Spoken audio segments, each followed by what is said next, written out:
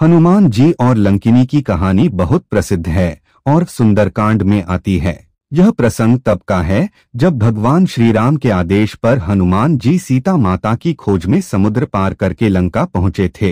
हनुमान जी समुद्र लांघकर लंका के द्वार पर पहुंचे। वह विशाल नगर चारों ओर सोने की दीवारों से घिरा था और उसके दरवाजे पर एक भयंकर रूप वाली राक्षसी लंकिनी द्वारपाल के रूप में खड़ी थी।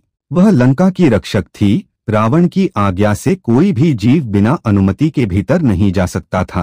हनुमान जी ने सोचा, मुझे सीता माता की खोज करनी है, किसी से अनुमति क्यों लूं? वे छोटे रूप में होकर लंका में प्रवेश करने लगे। तभी लंकिनी ने उन्हें देख लिया और बोली, रुको वानर, कौन हो तुम जो बिना अनुमति लंका में प्रवेश कर रहे हो? हनुमान जी ने विनम्रता से कहा, मैं केवल सीता माता का समाचार जानने आया हूँ, मुझे भीतर जाने दो।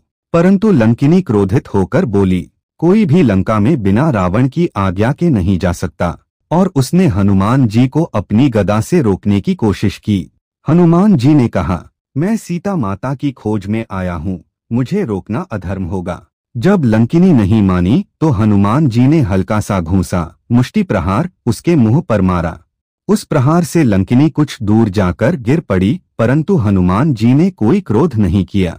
उन्होंने विनम्रता से कहा, माता, मैं किसी को कष्ट नहीं देना चाहता था, पर आपने मुझे रोका इसलिए यह हुआ। लंकिनी उठी और बोली, वत्स, मैं जानती हूँ यह समय रावण के विनाश का संकेत है। पहले ब्रह्मा जी ने कहा था कि जब कोई वानर आकर मुझे पराजित करेगा तभी रावण का अंत निकट होगा। हे हनुमान, आप भगवान का ही रूप हैं। जाइए, सीता माता का दर्शन करें, आपकी विजय हो। इसके बाद लंकिनी ने द्वार खोल दिया और हनुमान जी को लंका में प्रवेश की अनुमति दी। यह प्रसंग बताता है कि असुर साम्राज्य का अंत सत्य और धर्म के आगमन का संकेत था।